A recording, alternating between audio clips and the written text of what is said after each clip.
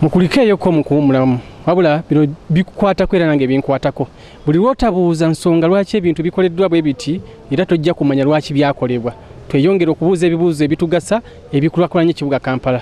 Kampala labika alinamu ekiwuka mu mutwe kubanga toyagala mazima owuliriza luyimba luno kubanga lunyiiza atambike nga bulijjo naye ku luno sijja kwogera byempulira. Kakati ekiremeseza Kampala ngenda kwogera ku myaka 5 gino okusooka abakulembeze abalondebwa abatalina nsa. Honorable Elias Lukwago Lord Mayor abadde alwana bakansala be nga bamutunda bali mu kufuna ssente. Mifo kyogenda mu kanso okwegatta ne politician munnaabwe okuplaningira bannakampala bo bagendayo kwegatta na Nankulu wamu n'abalala kulwanyisa politician ali mu kulwanya baki bannakampala. N'olwekyo bannakampala this time round kubanga olina omukisa gumu gwokka okulonda abakulembeze ate ojja kuddamu balonda myaka 5. Omukulembeze nabo omubuuza ebizibu by'ekamwokya ng'abadde mu kamwokya aba bitegeera bulungi. Actually boyogera nti obeera kamwokya abantu bangi balowooza nti ekamwokya teriiyo bantu of substance. Ebizibu bya kamwokya byagala okwawukanako ate ku bizibu by'ebitundu ebirala. Ebbanga ddene nnyo emabega eyo yonna kamwokya ebadde emanyiddwa nga ekifo eky'abantu abasembayo okuba obubi. Ng'ekireeta ekyo kiva ku mbeera abantu gye babeeramu. Gamba amayumba ge basulamu, gamba amazzi ge banywa. Kamwokya terina makubo malungi. Kamwokya terina bantu bwe bayiwa kasasiro. Kizibu nnyo okufuna engeri kasasiro gy'omujja mu bantu mu kamwokya. Kamwokya alimu ensiri mpitirivu olw'emyala n'ebidiba ebirimu.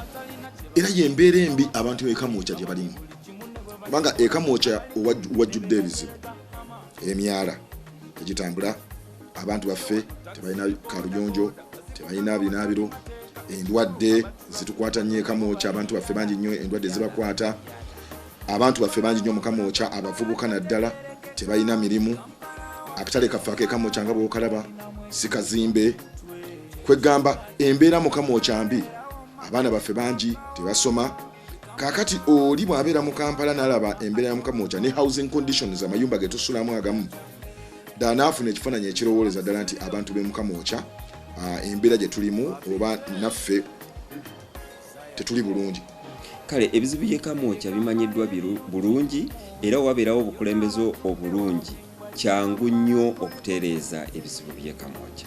Naye nga mu kamwokya waliyo ddala abantu abalungi, abayivu, abantu abalowooza era waliyo n'abakulembeze nga ffe abasobola okufugira n'okukulembera ekibuga okubanga ekibuga tukikyusa kubanga tukikuliddemu obuzibu tubumanyi era ffe tulina solution. Era bagamba ebiseera ebisinga omuntu abonaabona yalina solution ku kimubonyaabonya.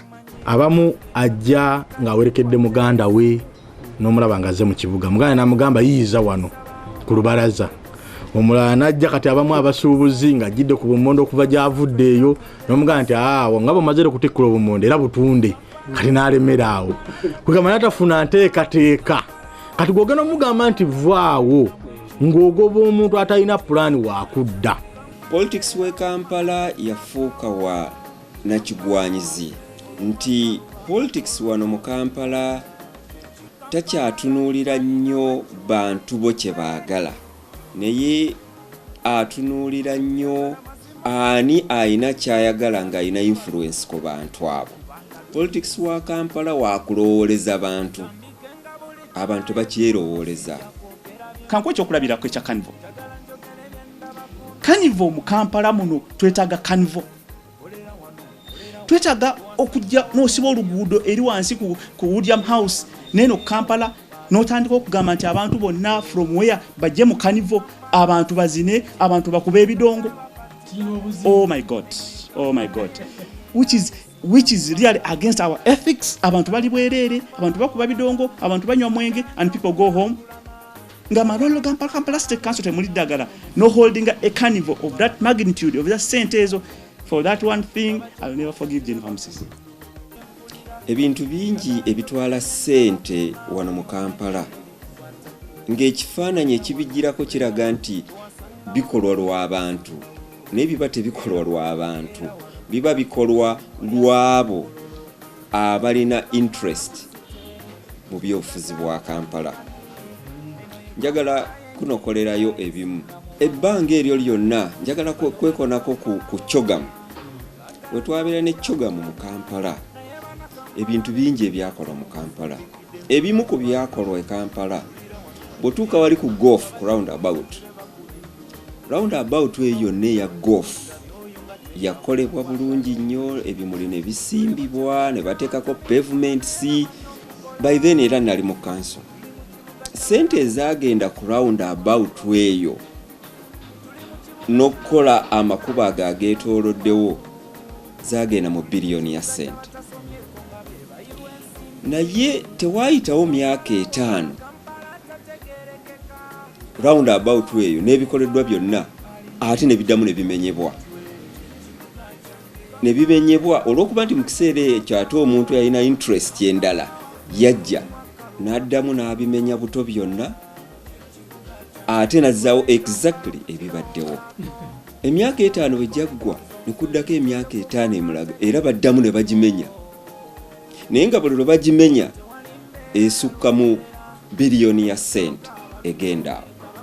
Uganda tetukyaswala kubanga ojja nokulaba nti kagibeera emikolo tuyinza nokukola those last patch up nga n'omugenyi olwedde mwali mu ggwanga. Kampala eswadde naye Kampala ne Uganda yolina okutwalira wamu yensi etakyaswala.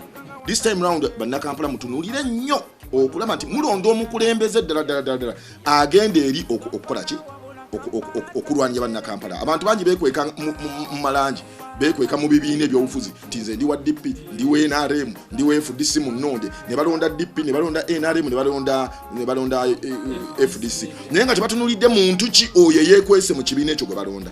This time round njagala bannakampala era mbasaba oba olonda tunuulire omuntu oyo, omuntu ddala agenze eri kukukolera oba agenze eri kubatisa kulya ssente na kwebeezaawo. First of all, ndi very nteko ku appreciating ebikoleddwa. Enguudo nyingi zikoleddwa. I must appreciate that and recognize this. Naye Auditor General's report eraga nti enguudo ezikoleddwa mu Kampala zisiga okubeera expensive in this region, Eastern, Central and all that. Oluguudo lwa Kampala a kilometer costing $3 million.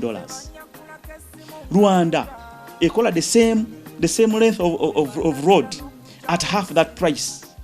In other countries, bakola the same kilometer of road at a third the same price. So okola ekintu nga kirungi nnyo naye nga tekirina cost effectiveness. Nze ndowooza oba olw'obuyinza bannayuganda broad daylight and we cannot afford that. Tulowooza nti okola ekintu ekirungi naye nga obye bannayuganda on the other hand si kigula. Ebintu ebikoleddwa birungi naye era nga bw'olaba accountability mu Kampala City Council.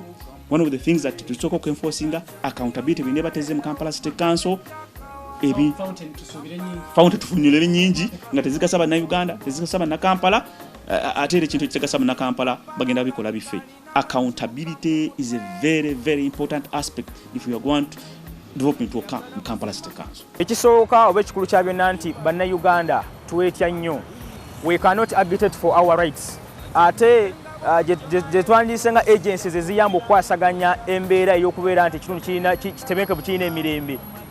Bateekawo bridge okuva ku mutwe wa bulijjo ne poliisi waliwo gaapu nnene nnyo. Bw'oŋŋamba nti bannayuganda they should begin to ask for that accountability. Nkubulira muganda wange abantu bajja kusibwa, abantu bajja kubwa emiggo mu Kampala. You don't have a right to ask for the accountability of that fountain. But if at all singa twalinga tetwetya oba if at all these agencies zalinga sobola okuliorganizinga people's those fundamental human rights nga bwe kiri mu UN Charter, twandibadde nga we can call for that intervention to be explained to us as to why iteka kyakola. 2, sente zagendawa. Then 3, what's the next motive or next plan for it? Etteeka lya Kampala lino eririwo lye baakola Kampala Capital City Authority Act bwe fufulu. It's basically the conflict between Kampala Capital City Authority Act 2012 and the decentralization law that was decentralizing powers from top to bottom. Balikola mu mutima omubi, spirit embi ey'okujja obuyinza mu bannansi, ey'okujja obuyinza mu bakulembeze. Obuyinza ne babuteeka mu office ya minister, ne babukweka ne mu office ya president, nga bagamba nti Kampala ejja fugibwa central government. Ate Kampala Capital City Authority is centralizing powers in just one person who is not even elected. Awo ebizibu bya Kampala byonna bivudde. Osanga ba councillors ku divisions bukulembeze. Hakati ffe bannabyabufuzi ne batuwa buvunaanyizibwa bwa kulingiza bulingizi supervisory ku planninga, ate bw'omala n'obitwala ewannankulu n'atunula alabo babi ebyo bwakkiriziganya nabyo n'abikola batakkiriziganya nabyo tabikola. Osanga gavumenti ya wakati which is supposed to spearhead development ngirwanagana n'abakulembeze b'abantu bebeerondera. Town clerk wano ku municipality baamwa naye mulimu gwa supervisory. Songa chairman wa LC3 oba mayor nze ekifo kyensaba bamusasula milioni 16 omwezi kukola ki? Amasanganzira gakostize bannakampala emyaka 5. Kakati etteekero lirina okulongoosebwamu. We tulina okutandikira wali wamu. Tuteeka okwalininga oba kwamendinga that law eteeka okuzaayo back the powers ez'abantu amaanyi gali mu bantu. Bwe tuvaawo tutandike processes endala ngeza consultative dialogue. Kampala ono kati okusokera ddala yeetaaga abantu abavumu, kubanga ebintu bya Kampala byonna nga bw'obiraba by'amaanyi. Bw'oba toli muvumu ne bw'oba olina obukulembeze bw'osobola okukola mu Kampala obuvaamu wekka n'ogaa nti nze mbivuddemu. Kampala ayagala abakulembeze abatekkiriranya ate nga bamizi, nga tebatunuulira kyaleero, wabula omukulembeze atunuulira ekisukka ne ku leero, n'atunuulira abaana be ne bazzukulu be balibaawo batya. Abantu bangi bali mu Kampala for survival. Enensi bagitutondera, Katonda yagitutondera nga we are all on it to survive. Not only politicians, my friend. Si baasoma bokka. Era omukulembeze yenna ali inspiration. Ajja kukulembera abantu kulabanga ekyo kyonna kyakola kibeezaawo ebitone bya Katonda bye yakola ki byateekawo. Kakati bw'owulira nti abantu bakaba tetulina mirimu, embuto zibali ku mugongo, otegeera nti obukulembeze bubi tebubafaako. Kakati tuyina okugenda mu city council tulabe nga tukola kye bayita corporate social responsibility, okuzza ku ssente ezimu ze tunaba tusolozza okuba nga ziyamba abavubuka okufuna ku mirimu. Ensonga za Kampala nnyingi nnyo, tukwatemu kwemu. Olwaleero nakadde katulemeseza okusukkawo. Atakuumira mpeera abankuumire, tusinkane olwokusatu olujja twongere okukwata ku nsonga endala eruma bannakibuga. Mbeere bulungi, mweraba.